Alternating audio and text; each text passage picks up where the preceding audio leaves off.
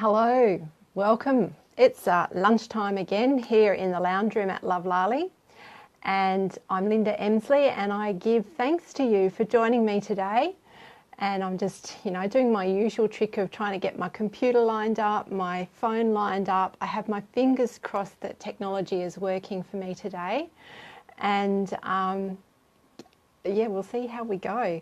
I'm not inviting any particular guest in today, so no doubt Facebook will treat me much more kindly. So it's a bit of a scramble to get on board today. I just got an SOS call as I was about to push go. My youngest child going, Mummy, I don't feel well, please come and get me. So I had to do a few last minute scrambling around in the background to make sure that she got collected safe and sound from school, and no doubt she'll be home shortly. So I hope all is well with you. There has been a touch of flu going around my family, and I am coming out the other end of that recovery tunnel of having succumbed to the flu already. So, but I'm not here to talk about the flu today. What I actually wanted to talk about was something that I came across when I was, scrolling through Facebook. Adair, I wasn't in the news feed, by the way. I was actually looking into some of the groups that I'm connected with. I like to keep across a couple of groups to stay connected with what people are doing. And in this particular group, hey Susan Whelan, thank you so much for jumping on board today. It is always an absolute pleasure to have you here in the lounge room at Lovlali. Anyway, as I was saying, this particular group I love to keep tabs on because they are people who are similar to me. We're healers, we're therapists, we're coaches, and this is a place where we get together and kind of support each other, where we pop in daily tips, inspiration, etc., etc. And on this particular day that I was looking into this group, someone had posted about their daily journaling practice and how much it meant to him and the benefit that he received from having this daily practice. Now, journaling is something that I have done sporadically over time. It is something that has certainly got me through some dark and stormy places, and it's something that I recommend to my clients also to help weave your way through some of those thorny patches and find out what those glimmering bits of gold in the darkness are for you. And certainly it is a very powerful tool for that. But having said that, journaling is something that you can do as a daily practice, and it is something that I would like to include in my daily practice. So I'm making a much more committed effort, and I've set the intent that every day I will journal at least 2 to 3 pages on whatever is topical for me that day. And often it is just getting myself in the right headspace to be healing or to be moving forward with my business or whatever the case may be. But the interesting thing was there was a really good video link, and I recommend you, if you have 20 minutes to spare, to pop along and have a look at the video link on YouTube by Robin Sharma. And it's called, I've got it written down here, it is called 7 Key Reasons to Journal.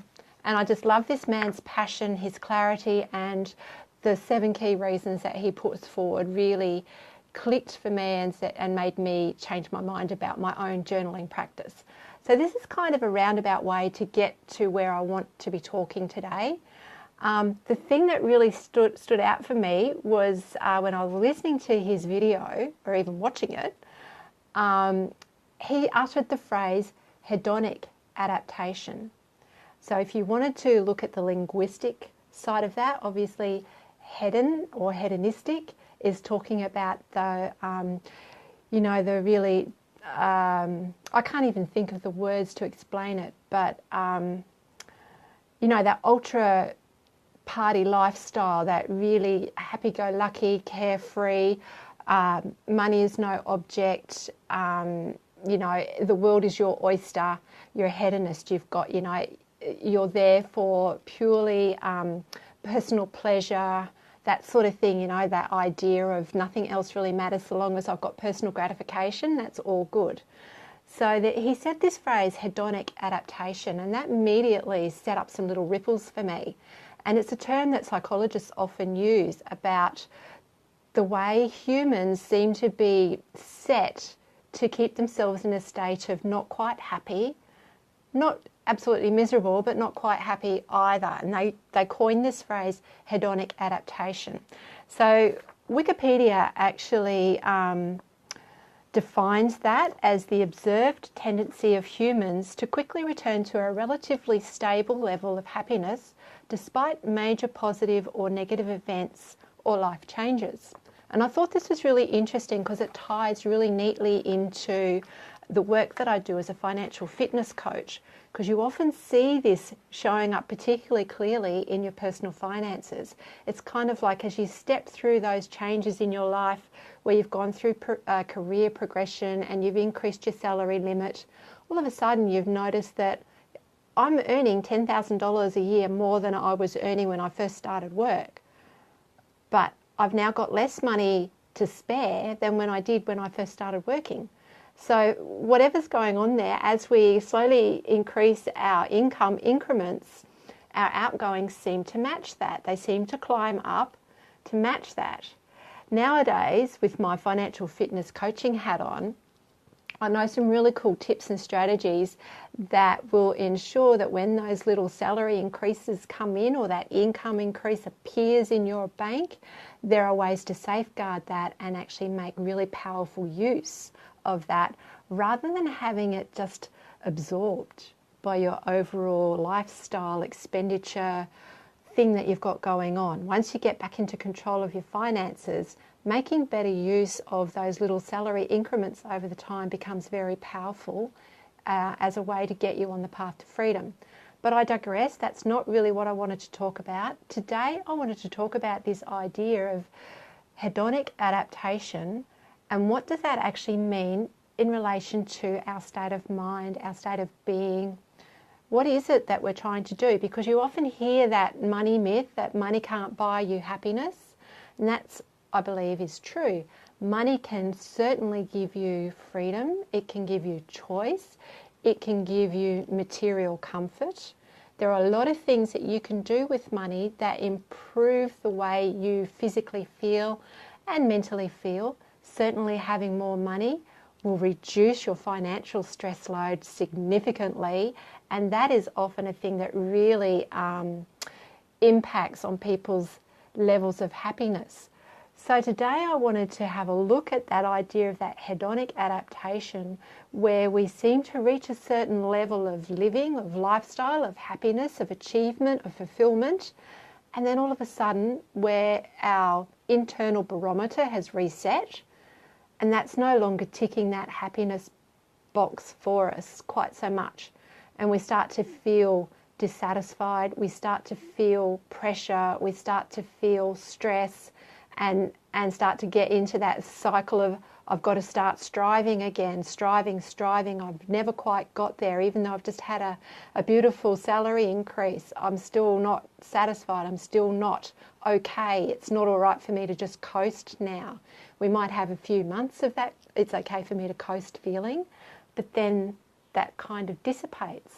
So I wanted to explore that idea a bit more because, you know, the finance side of things can't necessarily buy you happiness, but conversely, if you're not in a state of happiness, does it really matter how much money you've got? Because if you were a millionaire and you weren't happy, well, you just still wouldn't be happy, would you? If you had lots and lots of money, you still wouldn't be happy. So, Susan Whelan, what are your thoughts on this idea of the link between happiness and the link between money? And not just that, the idea of lasting happiness being something that resides outside of our money picture. Because I firmly believe that our state of happiness is not directly linked to money. In fact, I'm not even really clear. I was looking up what are definitions of happiness, and it's not clear. Is happiness an emotion? Is it a state of mind? Or is it a state of being? I suspect it's probably a combination of all things. There is certainly an emotional component to happiness, and there is certainly a well-being aspect to happiness. And even the Happiness Research Institute itself takes in a number of factors when it starts looking at the index of happiness across different communities, across different societies, across different cultures and different population groups. So it's not a cut and dried thing. And I think that happiness is actually something that each and every one of us gets to determine for ourselves. We get to choose what happiness is for us. So Susan, if you're available, I'd love to know what you think about that, and if you have time to jump on board to maybe have a chat with me in person about what actually is happiness, and do we get to choose what our state of happiness is? Susan is saying that we only want money to feel good at the end of the day. Yes, I think that, yes, generally overall that is true, because by feeling good, I'm assuming that encompasses all our needs are met, we're feeling safe and secure, we have no money stress to think of, etc., etc. And Susan's just given me a sure, which I'm assuming I am going to interpret as you'd love to come on board and have a chat about the state of happiness. So let me see if Facebook will oblige me with your presence today. Here we go. Let's add you in. Bring Susan on camera. You will receive an invitation, Susan, in as we speak. And I'm sure that you will join me very shortly. I'm just listening to my voice. It's getting a bit hoarse. I think I need a drink of water. So if you're just joining in the Lounge Room chat today, you've joined Linda Emslie from Lovlali. I have Susan Whelan, my financial fitness coaching buddy, hopefully receiving an invitation to join me. Today I wanted to talk about what is happiness. We started the conversation talking about hedonic adaptation, which is that concept of getting to a point of being satisfied, complete, happy, and then all of a sudden our internal barometer resets and that limit that we've reached is no longer satisfactory. Hey, Susan Whelan, Hey, welcome. looks as though I'm right in your face here. I'm just sitting here having a cup of tea. How are you? Lovely. Well, it is lunchtime and this is the lunchtime chat in the lounge room, so a cup of tea is probably called for. So the idea I wanted to explore today, Susan, was that idea of the hedonic adaptation, which is that internal barometer that resets when we get to a certain level of happiness, satisfaction, completeness in our life. Our internal barometer seems to reset and we get to a point where, oh, that's not quite doing it for me anymore, and we reset that internal barometer. I see Pete Stedman is watching. Hello, Pete. I hope you have time to join us today. Hello, Jane Powell. Thank you very much for joining in. It's wonderful to have you here. So yeah, that idea about our internal barometer resetting. Hello, Kerry. Welcome. Thank you very much for joining in. So my question to you, Susan, is our internal state of happiness. It's not clear whether that's an emotion or whether it's a state of mind or a state of being. And I kind of think it's probably a combination of all three, and that we actually get a choice about happiness that sits isolated to money and external events. We get to choose a state of happiness, and we can either operate in that state or we can fall out of that state into whatever the stresses around us are dictating. What are your thoughts on that? Well, Hey, Pete. happiness is like a state of being. You know, it's like in the emotional realm. I've got a really great book on emotions by Carly McLaren, I think her name is, and it's classed as an emotion, but it's more a state of being. And the thing is with people is we search for happiness. It's like we search everywhere, and it's like, are you happy? You know, it's like people ask it, how are you feeling? Are you happy? You know, and it's like you've got to be happy. So what it can be is it actually can be a state that drives people. You know, it's quite a dangerous state to keep on going after, because you cannot be all of one thing. You know, it's like Mm-hmm. like the emotions and the states of our being are never fixed.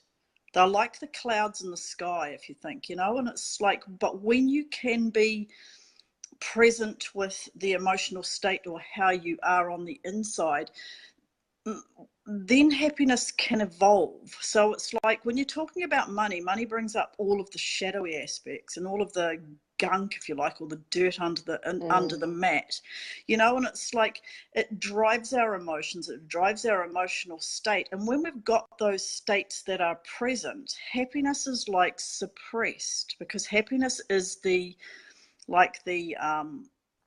expression of joy. It's like the expression of Mm-hmm. joy. When we feel joy in our hearts, we feel that light sense of happiness in our being.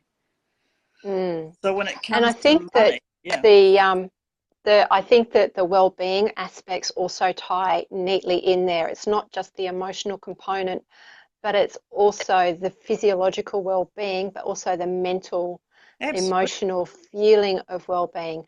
And I love the idea that you bring up there about the need to have the flow and the balance, because without the dark, you can't have the light. So Exactly. a constant eternal state of happiness would actually be quite unhealthy. Hmm. But I also wanted to get back to the idea that happiness as a state that we can achieve is actually an internal choice, as opposed to something that will be brought about by external factors. Absolutely. Because I mean, when you think about it, it's like nothing rules our emotions apart from us, you know. And when we give the power to money or to objects, to material, or to another person, then we have given our power away.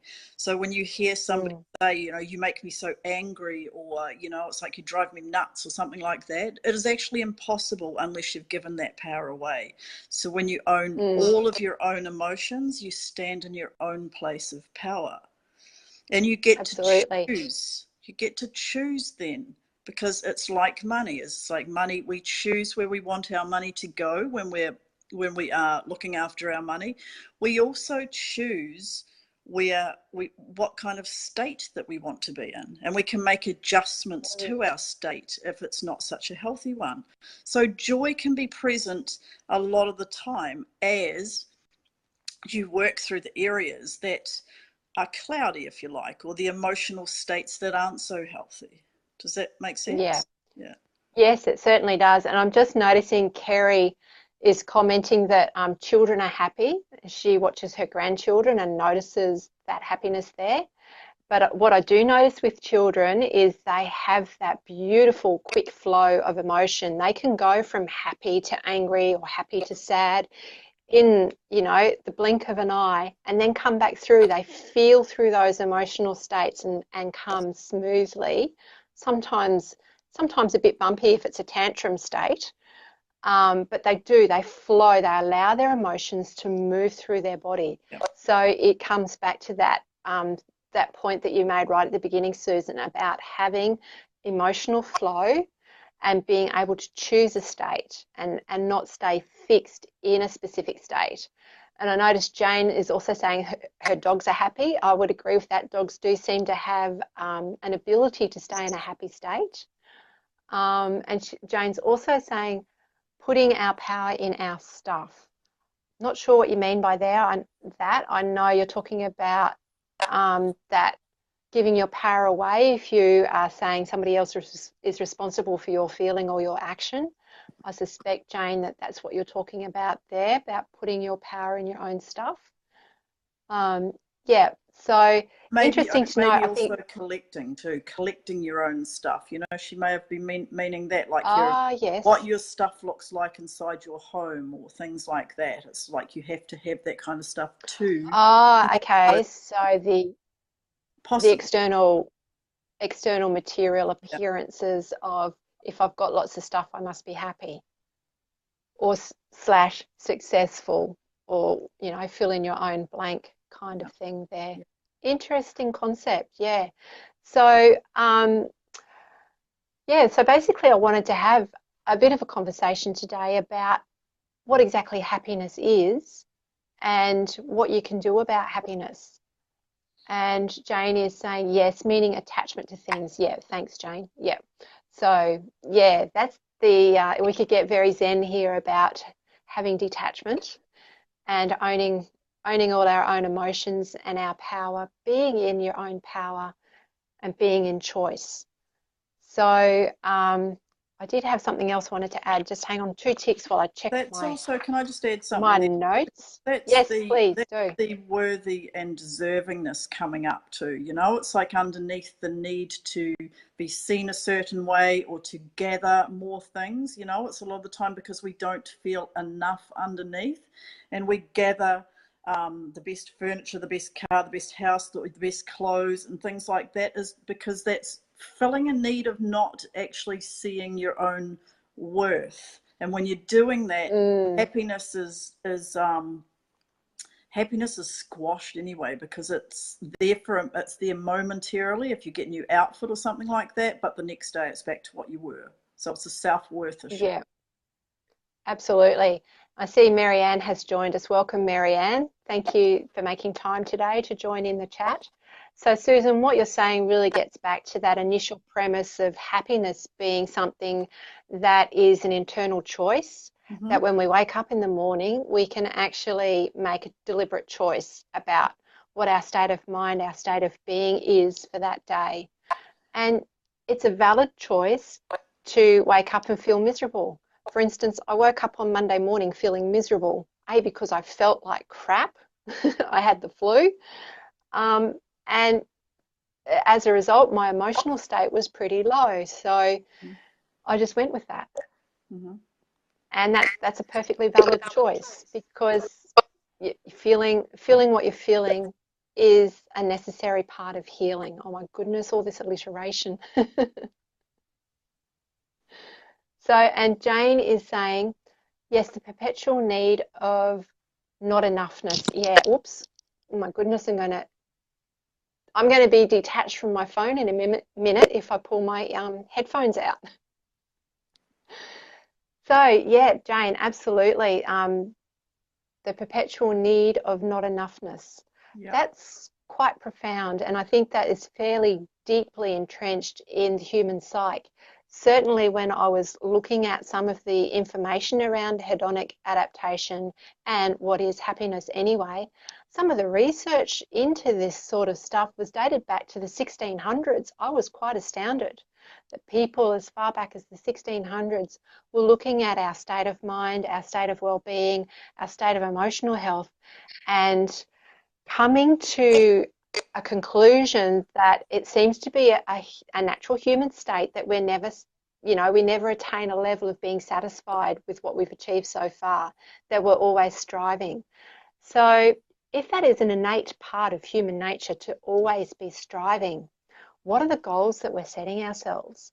Maybe this is where we get the opportunity to start living by design, to making conscious choice and being really clear about what our goals are, what it is. If we're going to be the type of organism on this planet that strives all the time to improve, then let's set some really fabulous goals. What do you think of that idea, Susan? But that's a really good valid point. You know, and this striving for always improving is it's a fundamental pattern on the basic instinct level, because it's the Mm, evolutional pattern of human beings, of animals, of anything. We strive to better ourselves. So it's not something that is something definitely that we shouldn't do, but it's like looking at it from a different perspective. It's wired into us from a basic human nature instinct. But at the same time, if we find ourselves striving and never feeling like we're arriving, then we've got to look at the vow of perfectionism. Because what we're hmm doing is we're putting out there that no matter what we do, we're never good enough. So the universe is saying, well, as you wish, keep striving. So it's having a look at where that whole area of striving is coming from. Because if it's coming from a pure place and you've worked through the areas of perfectionism, then setting goals is a really great thing to do. And chances are there's not that many people that actually do set goals. It's funnily enough, because goals bring up the fear of failure. Yes. Yes, it's a whole suitcase here of things to unpack. So Jane is also talking about philosophers argued thousands of years ago over this concept. Yeah, well, I guess, it would hark back to the ancient Greek philosophers they were quite incredibly in-depth and advanced with some of their concepts and arguments. Certainly some of their medical science too, but yeah. Anyway, so yeah, Jane, I'd love to hear what more you have to add in there. Oh, well, it's not just the ancient Greeks, is it? I mean, it comes from ancient India, ancient China. There are many ancient traditions that we draw upon today that feed the modern concepts of health and well-being. Absolutely. Yes, but this idea of, if we're going to set goals, where do we start? This idea of happiness is really like this thread that's taking us down further into the rabbit hole, so to speak. And at the bottom of that rabbit hole is, I guess, for each of us to determine that I am enough, what my life means for me, and how I want to express that. I guess that is the starting point. And define happiness, define happiness for each and every person individually. Is what does happiness mean to you? Does it mean that you have to have something to be happy? If you haven't got money, does it mean that you have to have money? And then you get to the whole point of it's like, define what money means to you. What does money mean? Is it happiness? It's just defining what that means for each and every one of us, because it's always different. At the end of the day, it's just to feel good. It's to feel good inside. Yeah, absolutely.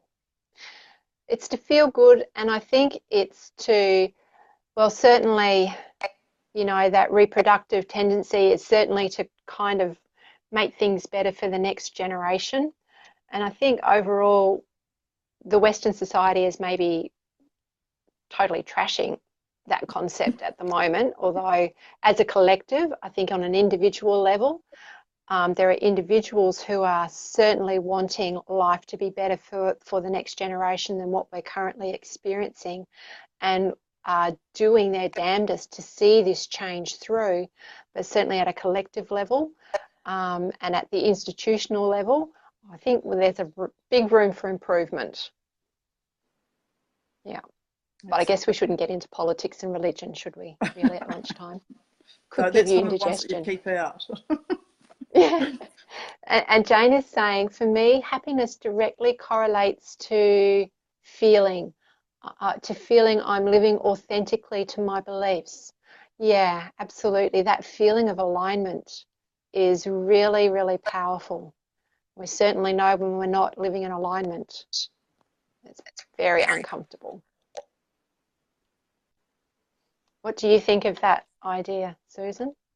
Oh, definitely. It's like when you're living out of alignment, but that happens every day, So it goes back to what you were saying the other day. It's like how you wake up in the morning, how you wake up in the morning, does that define what your day is going to be?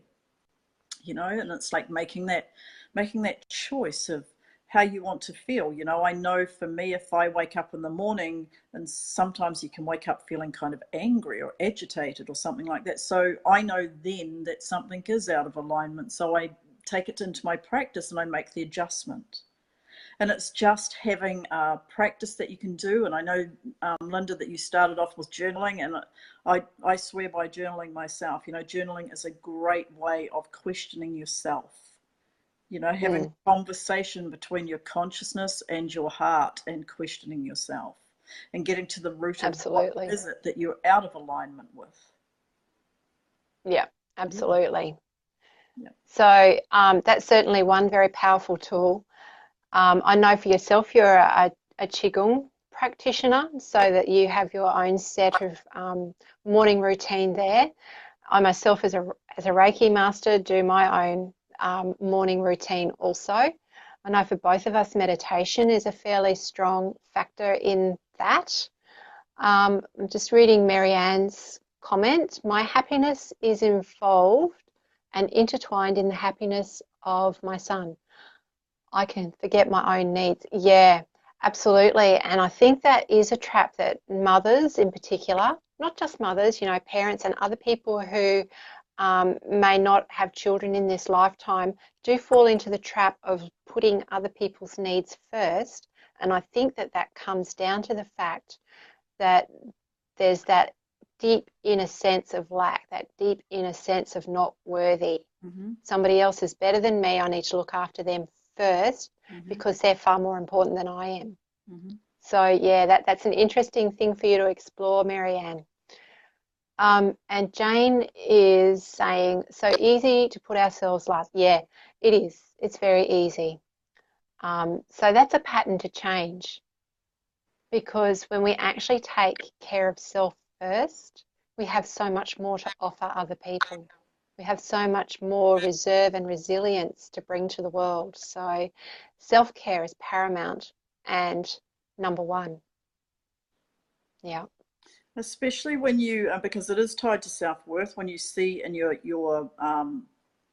like your happiness is tied up in your children and how your children are, and or your partner and things like that. It's like it's been an ingrained pattern, and normally you've learnt that from your own mother, and it's following that back, and just seeing how and what your parents were like around that. Was it all about the children, things like that? And then catch yourself out, it's like catching yourself out when you go to think of someone else, because when you think of it in a different way, is your son or your daughter is here watching you. They're learning everything from you. They're soaking it into their very beings, and they are going to model their life after what they're seeing in you. So you be the strong foundation. You be the shoulders that they get to launch on, and they get to be the best possible version of themselves. That's what you show them. So you being the best possible version of yourself and growing that aspect and catching yourself out is going to help them out so much more. Absolutely. I can't remember where I heard the quote, but certainly it was something that it's been floating around in my life for a long time, that, mum's always the one that eats the burnt chop. Yeah.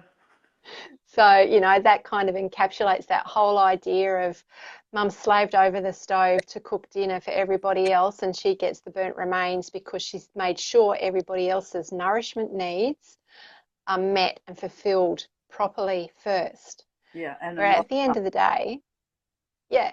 And it all comes back to that idea of I'm not enough, that the other people are much more important. So I guess in rounding off this lunchtime chat about exploring the concept of happiness, hey, I see My Time TV has joined us, and I am going to assume that it's Adair Palmer hiding behind the My TV screen. We're doing really well, thanks, Adair. I'm hoping that's you.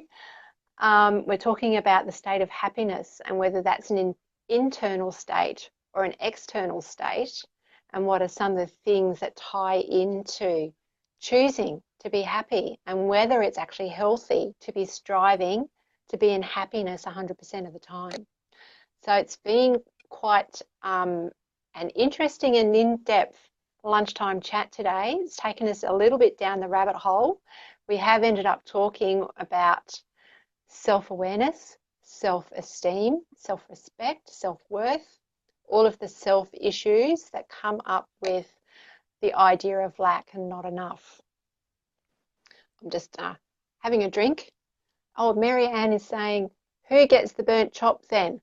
Maybe the dog. Maybe your dog could have the burnt chop. Or maybe we get to a point where our culinary skills are so fantastic that we don't actually burn the chops anymore. Jane's saying, yeah, the dog's lol. Yes, poor old dog. Love my dog to death. He's actually lying here on the floor with me at the moment, keeping me company. And I don't think he's ever turned a nose up at a burnt chop. No. But that's a good thing. Yeah. The birds love them too. Oh, I hadn't thought of giving it to the birds. I guess you've got magpies in Yeah. your neck of the woods, have you? Yeah, they'd love it. We don't have And magpies up here, ravens. so Yeah. yeah, I've seen a few crows. Maybe if I could entice the crows down. Yeah. Yeah. So, Marianne, you're saying miracle. Oh, miracle to not burn the chop. Maybe. Maybe that's where we empower our children to become gourmet chefs. And if they want to eat, the best bit first, that's quite okay, so long as they do the washing up as well. Um, Welcome, Abby. It's lovely to see you joining in. We've just about reached the end of the allocated time for Lounge Room Chat today. I'm so very grateful for those of you who have popped in and joined me for lunch today. Particularly grateful to you, Susan Whelan, for joining me and chatting about your thoughts on the state of happiness and where that comes from. Thanks for If inviting me, you've love. only just tuned in, oh, that's my pleasure. If you've just tuned in, please take time to watch the replay. If you have questions that have come up and haven't had a chance to ask them, pop them in the comments and I'll come back through and answer them as best I can. If you're interested in having a look at that Robin Sharma link about journaling, I'll pop the link either in the description above or in the comments below so you can pop along and have a look at his 7 key reasons for journaling if that's something that you're interested in incorporating into your daily practice, whether it's a morning routine or an afternoon or an evening, whatever works for you. So Susan, thank you. I'm actually going to drop you out now and Thanks, I'll Linda. catch up with you later. So thank you very much. Thank you everybody for joining me today in the lounge room. I'm Linda Emslie from Lovlali. It's been an absolute pleasure to talk about happiness, and I think this is something we could probably explore again a little more deeply. So here's me wishing you an afternoon of choice where you get to choose what your state of being is, where you get to choose how you use your energy this afternoon. Jane, it's a pleasure. Thank you so much for joining us today. And I'm Linda Emslie from Lovlali. I look forward to chatting with you next week in the lounge room.